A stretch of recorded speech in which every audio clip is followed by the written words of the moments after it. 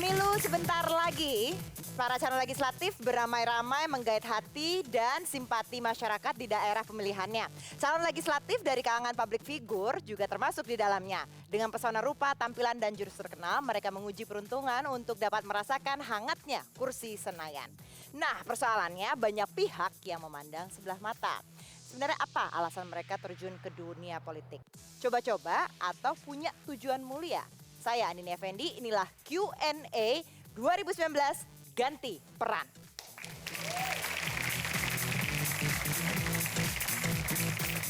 Narasumber kami untuk segmen awal ini ada 3 politisi atau calon politisi. Yang pertama, ini teman baik saya, teman lama, politisi dari Partai Nasdem, Tina Talisa. Tina Talisa ini adalah caleg DPR dari Partai Nasdem untuk Dapil Jabar 2. Yang kedua, siapa tidak kenal Agustina Hermanto atau Tina Tun. Tina Tun calon DPRD DKI Jakarta dari Dapil Jakarta 2 juga. Dan yang terakhir, Joy Tobing atau Joy Destiny Tobing. Ini adalah calegnya di Jakarta 2 juga kan? Tapi DPR. Kalau di Q&A selalu ada panelisnya. Yang pertama ada Bang Lusius Karus, peneliti senior Forum Masyarakat Peduli Parlemen Indonesia atau Formapi. McDenny Komika, selamat datang kembali.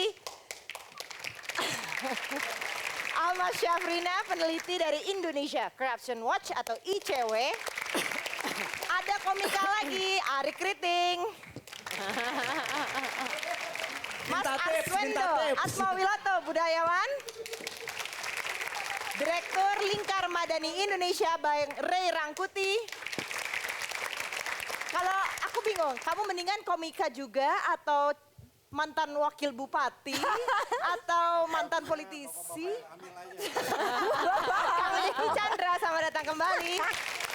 Dan tentunya ada Kang Maman Suherman. Terima kasih teman-teman. Kita punya fishbowl ini untuk kita tanyakan kepada masing-masing calon politisi. Dimulai dari Sweet dulu deh atau Gambreng dulu, siapa yang mulai duluan? Oh, tebak-tebakan. Siapa yang mulai duluan? Soalnya biar bagus. Siapa yang mulai kedua dan yang terakhir? Yang duluan mana? Hompi Palayu Gambreng. Berarti kamu duluan, Iya. Tina. Nah, antara Tina sama Tina Talisa sama Mbak Joy, coba Sweet. Buat kedua atau ketiga. Ntar kamu pilih. Yang terakhir, Nah, oke. Oke, kamu pilih nomornya, keluarnya nomor berapa, diambil. Aduh, kayak Putri Indonesia ya. Emang ini kan pemilihan calon legislatif. Aduh, jadi deg-degan deh. Coba, kamu dapat nomor berapa? Ya, sesuai nomor partai. Oh, oke, sesuai nomor partai. Pertanyaannya, nomor 3, kamu nanti di depan sini, gini. aku mendingan manggilnya Tina Tun atau Agustina Hermanto nih mendingan. Boleh nggak apa-apa, di kertas suaranya ada Tina Tunnya kok. Oke. Tina Tun, kamu punya waktu 1 menit. Apa nih? Jawaban ini waktunya akan dimulai ketika kamu berbicara. Pertanyaannya adalah dalam konteks perempuan. Perempuan adalah mayoritas dalam sektor informal. Namun hingga saat ini belum ada anggaran berperspektif gender. Jika nanti kalau kamu terpilih, Anda mengerti atau tidak tentang ini dan apa yang Anda akan lakukan untuk mewujudkan anggaran berperspektif gender ini dalam regulasi. Oke, Ya. Waktunya dimulai ketika Anda mulai berbicara. Silakan. Ya, sebetulnya untuk pertanyaan tadi, untuk detailnya sebetulnya terus terang saya kurang memahami. Tapi untuk sekarang kenapa salah satunya alasan saya mau maju, karena memang untuk sekarang ini kuota perempuan di DPR maupun DPRD partisipasinya memang masih lebih banyak laki-laki dibandingkan perempuan. Dan perempuan ini partisipasinya masih sedikit. Hanya saja untuk pemilihan kali ini memang untuk perempuan sendiri ada yang namanya kuota di mana dari caleg-caleg itu dari 3 harus ada 1 perempuan. Itu salah satunya kemajuan yang kita miliki untuk demokrasi kita, untuk di legislatif terutama untuk pileg kali ini, bahwa perempuan punya hak dan juga punya satu privilege untuk bisa menjadi wakil rakyat. Jadi perempuan yang dianggap misalnya tidak bisa atau misalnya kurang mampu atau apa, Waktunya tapi kali ini habis. punya kesempatan. Waktunya habis. Ya. Terima kasih, silakan. Kepada para narasumber, ini pertanyaan kami kumpulkan dari para perwakilan panelis sebelum acara ini dimulai. Dan yang kedua, silakan tadi yang mendapat giliran. Ini kayak Mbak Joy, silakan. Dapatnya nomor berapa? Tolong diliatin ke kamera. Semua karena cinta. Nomor 1. Nomor 1. Oke, pertanyaannya, Mbak Jo berdiri di depan sini. Ini kasih ke saya boleh? Pertanyaannya dari perwakilan panelis, apakah Anda pernah mendengar konsep parlemen modern? Apa yang akan Anda lakukan untuk mendorong gagasan parlemen modern ini bukan dari segi infrastrukturnya semata, tapi peningkatan kinerja yang dinilai bobrok? Waktunya dimulai ketika Anda berbicara. Iya, saya pernah mendengar parlemen modern, tapi bagi saya sendiri parlemen modern itu harus diperbaharui dengan adanya digital platform yang ada saat ini supaya parlemen itu bisa lebih berkembang lagi, supaya bisa lebih maju lagi dan informasinya bisa lebih diterima oleh masyarakat. Karena memang setiap caleg yang duduk di DPR RI adalah mereka menjadi saluran aspirasi suara masyarakat. Jadi parlemen modern ini harus mengikuti zaman perkembangan supaya tidak ketinggalan. Era globalisasi, era digital platform harus juga dipacu dalam parlemen modern ini supaya pesan-pesan yang disampaikan oleh masyarakat, aspirasi yang disampaikan oleh masyarakat bisa tersampai oleh para calegnya. Itu menurut saya itu seperti itu. Dan jika saya terpilih, biarlah kiranya parlemen modern ini bisa lebih dikembangkan lagi sehingga semua aspirasi rakyat bisa sampai kepada calegnya. Waktunya habis, Mbak Joy. Terima kasih.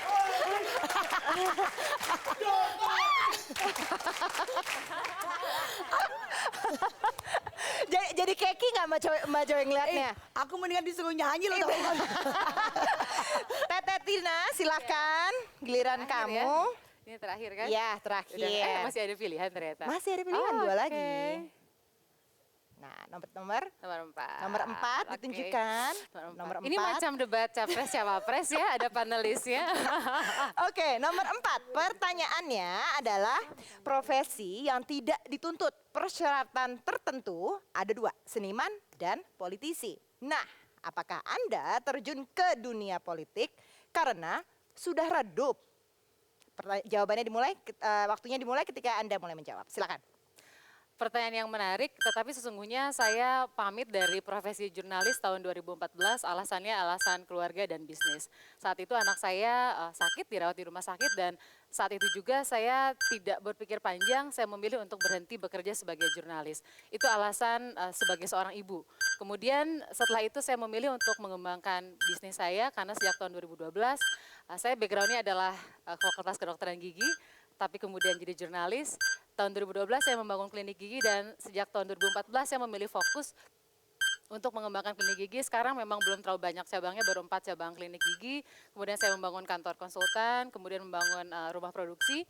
Dan saya selalu punya passion terhadap dunia politik.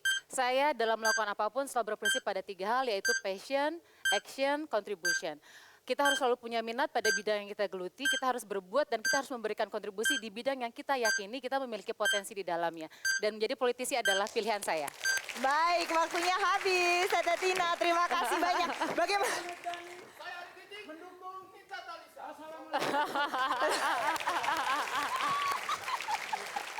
Langsung kami buka kepada para panelis. Ini adalah wanita-wanita yang nantinya mau menguji apakah mereka bisa menjadi politisi setelah meninggalkan profesinya yang dulu. Silakan kita buka, Bang Rey. Ini kan ada 2 level ya. Satu DPRD, satu DPR nasional ya. Kepada mereka yang DPR nasional, kenapa begitu cepat masuk ke level yang paling tinggi? DPR nasional. Kepada Tina Tun tadi, kenapa justru Anda tidak seperti 2 yang lain langsung ke level yang paling tinggi, yaitu DPR nasional. Oke, dari yang caleg DPR dulu kali. Silakan. Atau mau saya wakilin jawabnya? Oh nggak bisa ya? Anda sudah tidak ada. Tidak ada di sana. Mampu. Silakan Tin. Beda usia, Kang. Ya jadi sebetulnya menurut saya ini pilihan betul. Ada pilihan bisa melakukan dari mulai level DPRD kabupaten atau kota, kemudian DPRD provinsi dan juga DPR pusat. Tapi bagi saya pribadi ini adalah pilihan pada saat saya sendiri, pada saat memilih menjadi politisi, berpikir untuk sudah punya target di DPR RI itu komisi tertentu yang saya pikir saya pertama memiliki minat dan saya yakin saya bisa memberikan aksi dan kontribusi di situ. Misalnya saya berpikir kalau saya terpilih, saya akan ada di Komisi 9 Bang. Oke. Yang memang bidangnya meliputi kesehatan dan ketenagakerjaan dan itu adalah bagian dari passion saya dan aksi saya dan menurut saya juga saya punya potensi di bidang tersebut. Kalau Joy, silakan. Ya. Sebelum saya mengambil keputusan untuk maju sebagai caleg, saya adalah kader dari Partai Demokrat di Sekretaris Departemen Ekonomi Kreatif dan Hak Cipta. Jadi memang saya sudah belajar politik itu seperti apa dan apa yang menjadi keputusan saya untuk maju sebagai caleg karena saya terpanggil untuk menolong orang lebih banyak lagi. Dan apalagi kreativitas daripada seni budaya dan pendidikan. Dan saya ingin sekali membangun, melahirkan kreativitas dari anak-anak sampai dewasa untuk kecintaan mereka terhadap seni budaya dan pendidikan. Karena itu akan membangun karakter-karakter anak-anak di masa depan untuk bangsa Baik. Indonesia.